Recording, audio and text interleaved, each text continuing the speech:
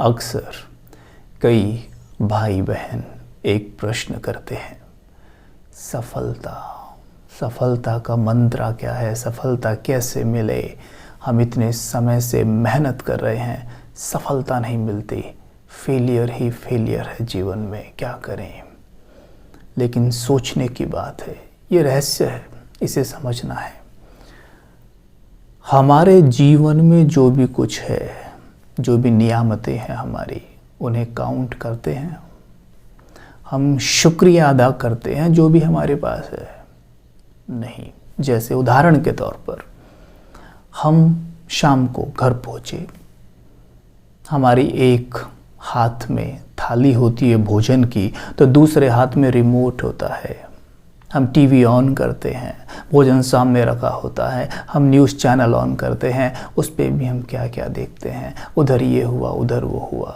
जितनी भी गलत बातें, चीज़ें घटित हुई हैं, उन्हें यहाँ पर, यानी तन को तो भोजन दे रहे हैं, लेकिन मन को क्या दे रहे हैं, मन को कैसा भोजन जा रहा है साथ में साथ, ये हम देख सकते हैं।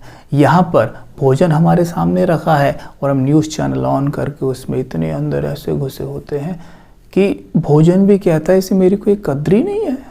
ये प्रकृति का अपमान है, ये भोजन का अपमान है। एक भोजन को कमाने के लिए आप 8 घंटे जॉब करते हैं। आजकल तो 8 घंटे से भी काम नहीं चल रहा है, लोग 12-12 घंटे, 16-16 घंटे काम करते हैं, तब जाके उनके घर में 2 रोटी आती हैं और रोटी का उन्हें सम्मान नहीं है।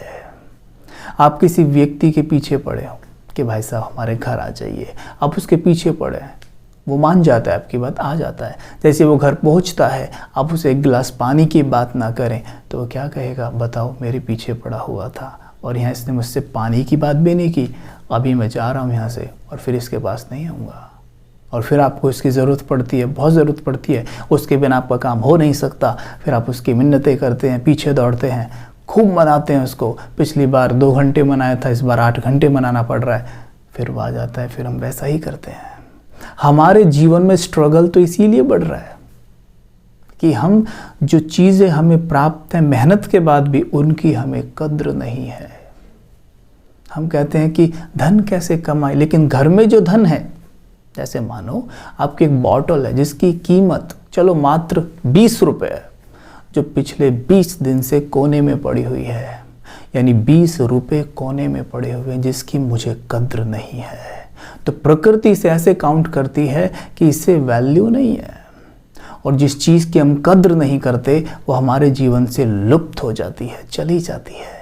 तो बहुत ज़रूरी है कि हमें हर छोटी से छोटी और बड़ी से बड़ी चीज़ की बहुत कद्र, सम्मान करना चाहिए, और सबसे बड़ी बात शुक्रिया अदा करना चाहिए परमात्मा का और प्रकृति का और सभी उन आत्माओं का जिनका हमें सहयोग प्राप्त है। जैसे भोजन की हम बात कर रहे थे, भोजन हमारे सामने आया तो हमें भोजन के लिए शुक्रिया होना चाहिए। किसका शुक्रिया होना चाहिए? परमात्मा का, जो आज भी आपको भोजन दे रहा है, क्योंकि कुछ ऐसी आत्माएं भी हैं जो भूखी सोती हैं। हमें शुक्रिया करना चाहिए प्रकृति माँ का, जो आपको निस्वार्थ दे ही रही है। हम उसे नुकसान भी पहुंचाते रहते हैं, फिर भी दे रही है।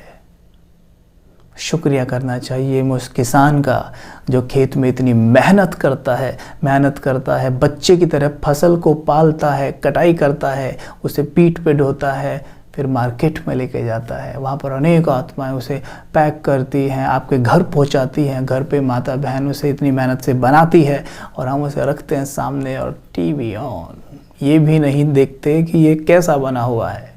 कभी जिसने बनाया उसे कभी ये भी कहने का समय नहीं है हमारे पास कि आपने बहुत अच्छा बनाया है, राइट।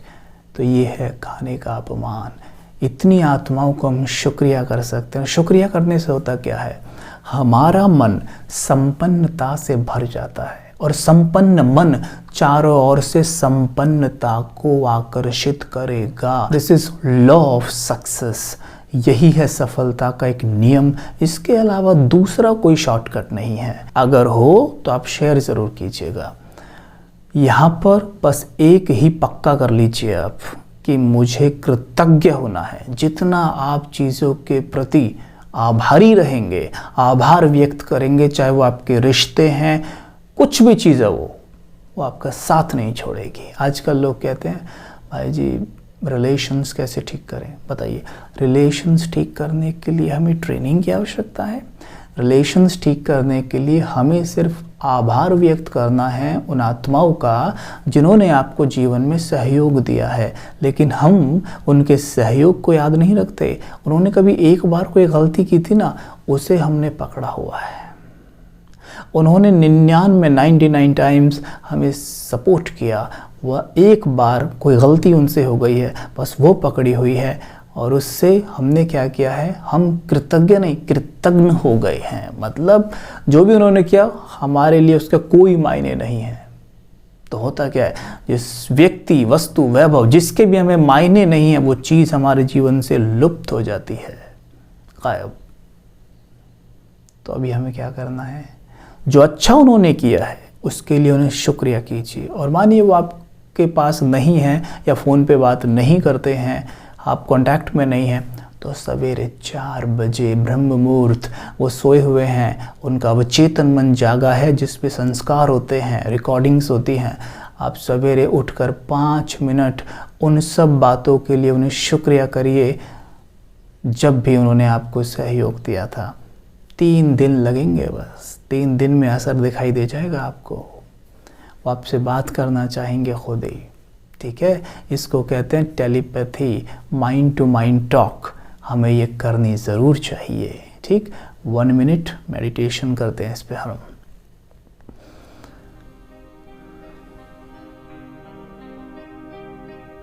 जिनसे रिश्ता ठीक नहीं है उन्हें विजुअलाइज करेंगे। विजुअलाइज करें, सवेरे का समय है, ब्रह्म मुहूर्त, चारों तरफ शांति है, कोई आवाज नहीं है।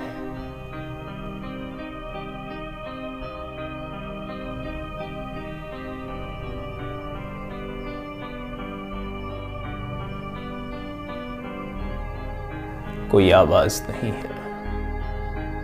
मैं आत्मा परमात्म शक्तियों के तले बैठी हूँ। परमात्मा प्रेम के सागर हैं, उनसे प्रेम की वर्षा मेरे ऊपर हो रही है।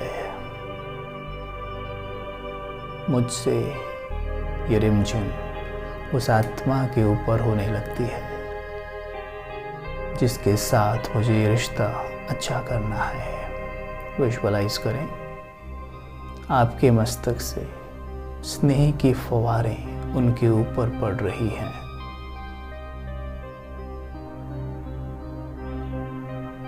मैं आत्मा मनी मन उनसे क्षमा मांगती हूँ। हे आत्मा, मुझे क्षमा करें, मैंने अनजाने में आपको दुख दे दिया है।